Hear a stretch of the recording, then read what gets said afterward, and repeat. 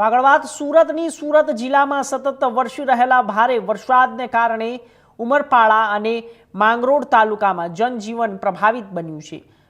ભારે વરસાદને પગલે અનેક વિસ્તારોમાં પાણી ભરાઈ ગયા છે, જ્યારે વાંકલ ગામની ભૂખી નદીમાં પાણીની ભારે આવક થતાં 20થી વધુ પરિવારોનું સલામત સ્થળે સ્થળાંતર કરવામાં આવ્યું. સુરત જિલ્લામાં ઉમરપાડા અને માંગરોળ તાલુકામાં ધોધમાર વરસાદ વરસતા નીચાણવાળા વિસ્તારોમાં પાણી ભરાઈ ગયા છે. ભારે વરસાદના કારણે અનેક માર્ગો પાણીમાં ગરકાવ થઈ ગયા, જેના કારણે વાહન વ્યવહારને દૈનિક જીવન પર અસર જોવા મળી હતી. બીજી તરફ માંગરોળ તાલુકાના વાંકલ ગામ પાસે આવેલી ભૂખી નદીમાં પાણીની ભારે આવક થતા અને કાંઠાના વિસ્તારોમાં જોખમી સ્થિતિ સર્જાઈ હતી. પરિસ્થિતિને ધ્યાનમાં રાખીને વહીવટી તંત્ર દ્વારા 20થી વધુ પરિવારોને સલામતી સ્થળે સ્થળાંતર કરવામાં આવ્યું હતું. અસરગ્રસ્ત વિસ્તારો પર સતત નજર રાખવામાં આવી હતી.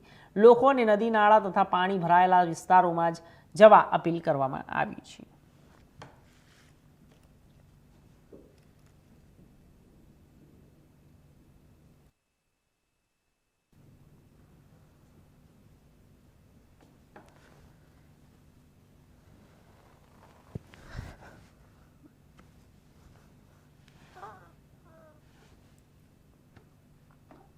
તો આ વિષય ઉપર વધુ માહિતી માટે ઓલપાડથી અમારા સંવાદદાતા મહેન્દ્ર જોડાઈ ગયા છે. મહેન્દ્ર અત્યારે હાલ તમામ માહિતીઓ આપશે.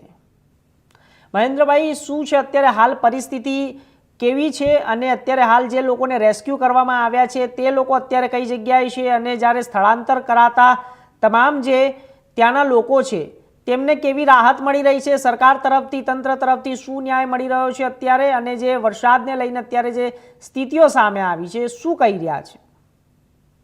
જી, ચોક્કસથી જણાવી દેવામાં આવે કે હવામાન વિભાગ દ્વારા ભારે વરસાદની આગાહી આપવામાં આવી હતી, જેમાં ખાસ કરીને જો વાત કરવામાં આવે તો સુરત જિલ્લાને રેડ એલર્ટ પણ મૂકવામાં આવ્યું હતું, જેને લઈને તંત્રએ સંપૂર્ણ પ્રમાણની તૈયારીઓ કરી દીધી હતી.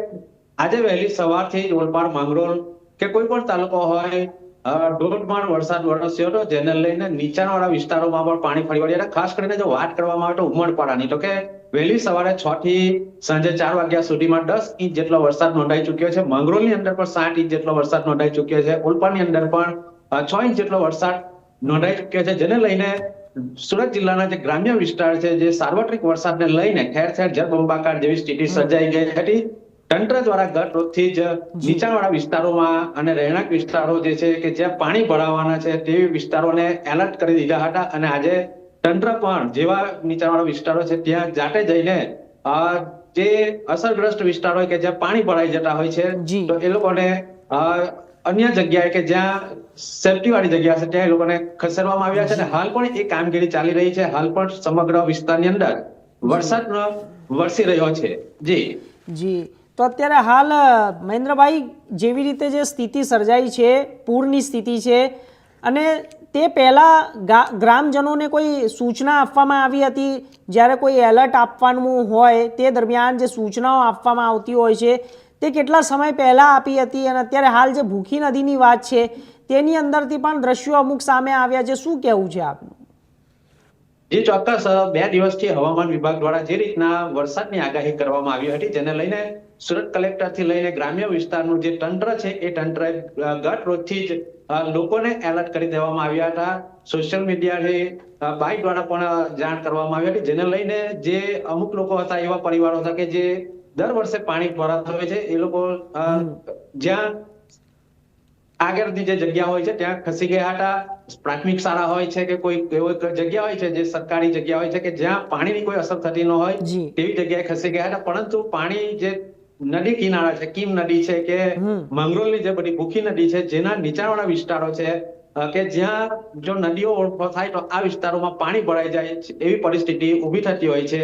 તો તંત્ર દ્વારા એ લોકોને અગાઉથી જ અગમચેતીના ભાગરૂપે ત્યાંથી સ્થળાંતર કરીને સેફટી વાળી જગ્યાએ ખસેડીને આગલા દિવસથી જે કરી દીધા. પરંતુ પાણી અને વરસાદનો એટલો વધતા જ્યાં નીચાણવાળા વિસ્તારોમાં હજુ પણ કેટલાક પરિવારો પોતાનું જગ્યા છોડી ન હતી, જેને લઈને તંત્ર કામે લાગવું પડ્યું હતું. પોલીસ તંત્ર હોય, મામલતદાર હોય, ટીડી હોય કે કોઈ પણ વિભાગના અધિકારી હોય, જાતે સ્થળ પર ગઈને લોકોને સૂચના આપી હતી.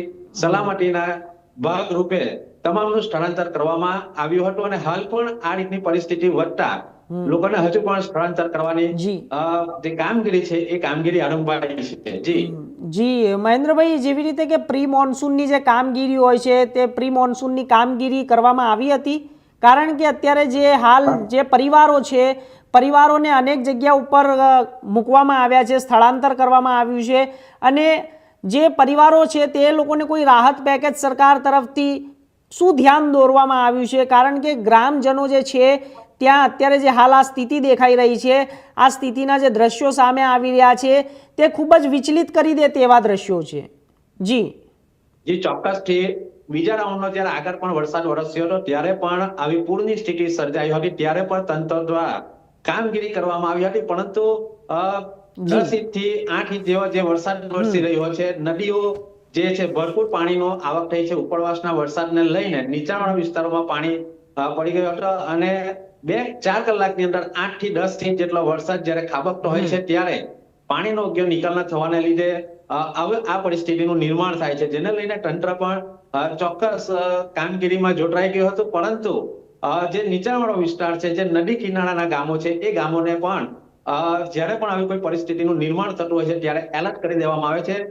પ્રી મોન્સૂનની કામગીરી આગળનો જે વરસાદ પડી રહ્યો ત્યારે પણ એ પાણીના જે પૂર હતા એ પૂર ઉતરી ગયા બાદ ફરી જે તંત્ર છે એ તંત્ર દ્વારા નદી નાળાઓને જે ચોખ્ખી રાખવાનું હોય છે, જે ગટરો હોય છે કે જેની અંદર કચરો ભરાઈ જતો હોય છે, જેને લઈને જે યોગ્ય રીતે પાણીનો નિકાલ ન થવાને લઈને ફરી એકવાર કામગીરીનો આરંભ કર્યો હતો. પરંતુ સમગ્ર સાર્વત્રિક વરસાદને લઈને ઠેર ઠેર જળબંબાકાર જેવી પરિસ્થિતિ સર્જાઈ ગઈ હતી, જેને લઈને જે નદી કિનારાના જે વસવાટ જે ગામો છે એ ગામો, ખાસ કરીને કીમ વિસ્તારની અંદરના જે ગામો છે, માંગરોળની અંદર ના જે ગામો છે એ ગામોની અંદર પાણી ફરી વળ્યા હતા. જી મહેન્દ્રભાઈ, તો અત્યારે હાલ આ સ્થિતિ ક્યાં સુધી સામાન્ય થતી દેખાઈ રહી છે? કારણ કે જે સ્થિતિ સામે આવી રહી છે તે ખૂબ જ ભયાનક છે. શું લાગી રહ્યું છે આવનારા સમયે ક્યાં સુધી આ સામાન્ય થઈ જશે? જે ચોક્કસ જે રીતના હવામાન વિભાગ દ્વારા અને સુરત જે પ્રશાસન છે, જે તંત્ર છે, હજુ પણ એમને ભારે વરસાદની આગાહી કરવામાં આવી છે. હજુ પણ સુરત ગ્રામ્યની અંદર વરસાદ યથાવત છે, અને જે ઉપરવાસના વરસાદને લઈને જે કીમ નદી હોય છે, ભૂખી નદી હોય છે, એ ભૂખી નદીઓમાં પાણીનો જે સ્ત્રોત છે એ સ્ત્રોત વધી રહ્યો છે, જેને લઈને હાલ તો નીચાણવાળા વિસ્તાર છે એમાં પાણી નો પ્રવાહ વધી રહ્યો છે. કીમ નદી પણ પાણી ઓવરફ્લો થવાની તૈયારીમાં છે. હજુ પણ વરસાદ વરસી રહ્યો છે, જ્યારે તંત્રએ પણ લોકોને જરૂરી ન કામ સિવાય બહાર નીકળવાની પણ સૂચનાઓ આપી દેવામાં આવી છે. તેમજ સાવચેતીના ભાગરૂપે પોલીસ પ્રશાસન સહિત સમગ્ર હાલ જે છે એ કામગીરીમાં જોતરાઈ ગયું છે. જી ચોક્કસથી મહેન્દ્રજી, આપનો ખૂબ ખૂબ આભાર માહિતી આપવા